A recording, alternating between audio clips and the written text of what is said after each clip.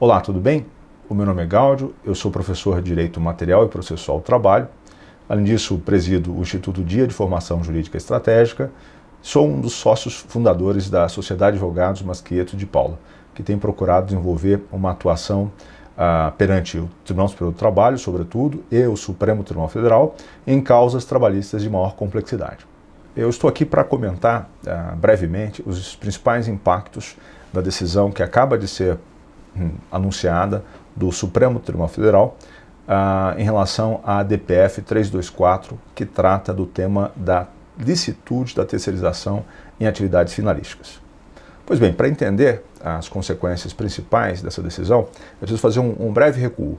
Não é? O tema da terceirização nunca foi objeto no nosso país de uma legislação específica. Não é? O que nós tínhamos era a Lei 6.019, 74, que tratava, na verdade, de trabalho temporário, não de terceirização no sentido estrito. No vazio, na inércia do legislador, o Tribunal Superior do Trabalho, o TST, findou por estabelecer alguns marcos. E a primeira referência que nós temos em relação a esse aspecto é a súmula 256. A súmula 256 do TST foi a súmula que restringiu a terceirização àquelas hipóteses indicadas expressamente em lei, isto é, serviço de vigilância e trabalho temporário. Muito bem, essa súmula veio a ser cancelada e em seu lugar surgiu a súmula 331. O que fez a súmula 331? Alargou o objeto passível de terceirização, objeto terceirizável, ao se admitir a possibilidade de terceirização de serviços especializados ligados à atividade meio. Ao lado disso, restringiu em certa medida a terceirização ao instituir alguns requisitos para o reconhecimento da sua regularidade. Então a terceirização deveria ser vista como excepcional e só poderia ser admitida se atendidas três exigências fundamentalmente. Primeiro, trabalho em atividade meio. Não se admite terceirização em atividade fim do tomador de serviços. Segundo, ausência de subordinação direta entre o tomador de serviços e o trabalhador terceirizado. Em terceiro lugar, ausência de pessoalidade, mais uma vez entre o tomador e o terceirizado. Isto é, o tomador não pode cometer nenhum ato de ingerência no processo de escolha desses trabalhadores terceirizados que são oferecidos pela empresa de prestação de serviços com a qual celebra um contrato regido essencialmente pelo Código Civil. Muito bem, eis que em 2017, pela primeira vez no nosso país, surge uma lei específica para tratar do tema da terceirização. E que lei foi essa? A Lei 3.429, que instituiu uma série de regras a respeito da terceirização, entre as quais se destaca a possibilidade de a empresa de trabalho, ou melhor, a empresa tomadora de serviços, contratar serviços determinados e específicos em qualquer ramo. O objetivo da lei, nesse aspecto, foi exatamente o de afastar a exigência da terceirização em atividade meio, essa restrição instituída pela súmula 331. Além disso, a Lei 13.429 também incluiu alguns requisitos de regularidade da terceirização, que seriam, primeiro, a vinculação ao objeto contratado. Então, o tomador de serviços não pode se valer do trabalho terceirizado para o desenvolvimento de atividades diversas daquelas que são objeto do contrato de prestação de serviços. Além disso, a ausência de qualquer vinculação anterior com o trabalhador terceirizado no interstício mínimo de 18 meses. Então, o trabalhador terceirizado não pode ter prestado serviços para aquela mesma empresa com uma outra configuração, como, por exemplo, na condição de empregado, por exemplo. Muito bem. Após o advento da Lei 13.429, ainda no ano de 2017, como sabemos, surgiu a Lei da Reforma Trabalhista, a Lei 13.467, que também, entre outras coisas, alterou a Lei 6.019/74, ao instituir de maneira ainda mais expressa a possibilidade de terceirização em atividade finalística. De que modo fez isso? Admitindo a execução de quaisquer de suas atividades, essa foi a expressão usada na lei, inclusive a atividade principal do tomador de serviço, para não deixar dúvida quanto a esta possibilidade.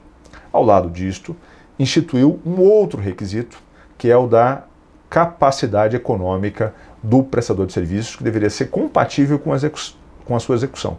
E de que modo isso tem sido interpretado? Então, vários doutrinadores, vários juízes do trabalho tem dito que essa capacidade econômica tem que ser aferida, em primeiro lugar, não só do ponto de vista formal, isto é, do ponto de vista do capital social indicado na lei, que deveria ser proporcional, né, ao número de trabalhadores terceirizados, mas também um outro aspecto importante. Essa capacidade deveria ser analisada não apenas no início do contrato, mas durante todo o seu curso. Pois bem, em resumo, qual é o cenário atual que nós temos de acordo com essas definições que podem ser extraídas da lei, não é? Conjugada com essa jurisprudência consolidada? Então, atualmente, a terceirização é admitida, não é? Em atividade fim, desde que sejam respeitados alguns requisitos. Primeiro, vinculação ao objeto contratado. Segundo, ausência de qualquer vínculo anterior, no exercício mínimo de 18 meses. E, em terceiro lugar, capacidade econômica do prestador de serviços. Ao lado desses três elementos que estão na lei, persistem os que a súmula 331 indica: ausência de subordinação direta e ausência de pessoalidade.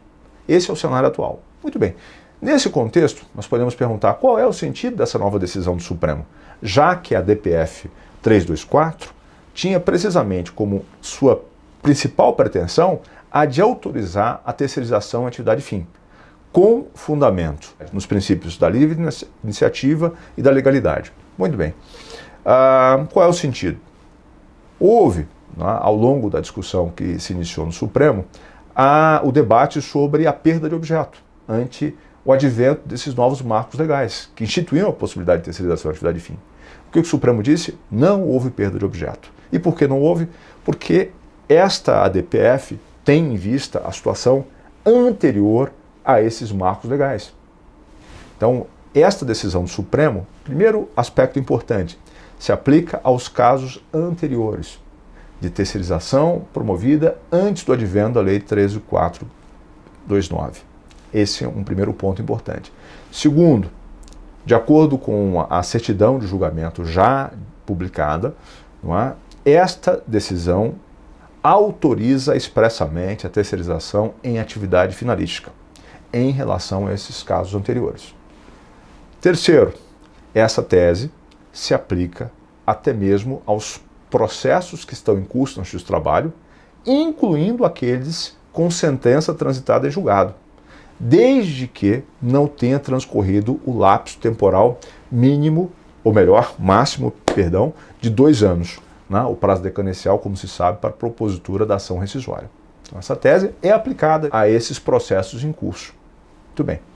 Um outro aspecto a ser considerado aqui é o de que, para, entretanto, se aplicar essa nova tese a esses processos, é necessário estar diante de uma situação em que o único fundamento da decisão, que reconheceu a irregularidade da terceirização, tenha sido o da terceirização em atividade fim. Por quê? Porque muitas vezes a decisão também se vale da existência de subordinação direta, da existência de pessoalidade. E nesses casos, ainda que se possa transpor essa tese do Supremo para esses processos, essa tese não vai mudar o resultado do julgamento, uma vez que ela se lastreia também em outros argumentos. Pois bem, dito isso, quais vão ser os impactos, não é? E como se pode imaginar aí como tendências, não é? A reação da Justiça do Trabalho a essa decisão? É preciso ter em conta que, para a Justiça do Trabalho, eu me refiro aqui à jurisprudência já amplamente consolidada, há uma premissa fundamental, a de que a terceirização é excepcional e só pode ser admitida nas hipóteses e condições previstas em lei. Então, se você quer se valer da força de trabalho de alguém, tem que celebrar com essa pessoa um contrato por prazo indeterminado. Qualquer outro arranjo que fuja desse padrão, vamos dizer assim, dessa matriz, é considerado excepcional. Pois bem, além disso, há uma presunção de que a terceirização, não é? Essa intermediação de mão de obra, né? de outro modo, não é? Essa terceirização vai levar a uma precarização das condições de trabalho. Fixada essa premissa, nós podemos já antever uma forte resistência do Justiça do Trabalho quanto a essa tese fixada pelo Supremo Tribunal Federal. Muito bem, é claro que a Justiça do Trabalho não vai se furtar a aplicar essa tese, mas vai analisar de maneira muito restritiva. E uma das primeiras reações que parecem está no horizonte, vamos dizer assim, é o que eu imagino, diante da experiência que eu tive, né, ao longo de quase 15 anos assessorando ministros lá no Tribunal Superior do Trabalho, eu imagino que uma das formas, né, assumidas por essa existência será a de impor um rigor processual muito intenso na análise desses processos. Então, por exemplo, a necessidade de pré-questionamento desses dispositivos constitucionais que tratam do princípio da legalidade, quinto 2, da questão da livre iniciativa, né, artigos 170 até 174, alguns deles podem ser mencionados. Todos esses dispositivos vão ter que ser devidamente pré-questionados, todas as exigências contidas no artigo 896 da CLT vão ter que ser respeitadas para que a matéria possa ser devolvida. Isso com rigor bastante intenso. Em segundo lugar, pode-se imaginar também a inversão do ônus da prova, mesmo em relação aos requisitos negativos da terceirização. Né? E nesse ponto, por exemplo, vai caber ao tomador de serviços comprovar que não há, por exemplo, a pessoalidade. Não é?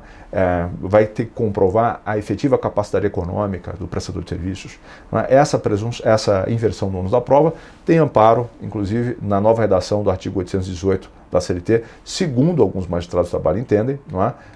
Porque seria uma homenagem ao princípio da melhor aptidão para a prova, de modo que aquele que tem melhores condições de provar, isso é o tomador, seria obrigado a comprovar. Um terceiro aspecto, e aqui me parece que podemos estar diante de um risco muito grande, uma vulnerabilidade muito grande para os tomadores de serviços, que é o conceito de subordinação estrutural. Um conceito que surgiu na doutrina, especialmente do professor e ministro Maurício Godinho Delgado, e que consiste na inserção do trabalho terceirizado na dinâmica e cultura do tomador de serviços. E, em relação a esse aspecto, nós estamos diante de um conceito aberto, e se nós utilizarmos esse conceito aberto, conjugado com a inversão do ônus da prova, eu diria que nós vamos estar diante de uma situação de grande dificuldade processual para os que venham a defender a regularidade da terceirização. Como comprovar que o trabalhador não está inserido na dinâmica e cultura do tomador de serviço? Esse será um desafio enorme. Note que, se porventura algum desses requisitos não for cumprido, a consequência será a existência ou reconhecimento de um vínculo de emprego direto entre o trabalhador terceirizado e o tomador de serviço. Pois bem, essas são apenas algumas reflexões iniciais.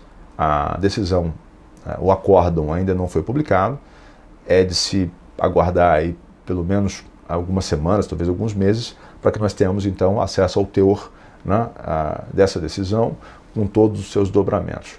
E aí certamente será possível fazer um exame mais detido, mais aprofundado das consequências processuais dessa decisão.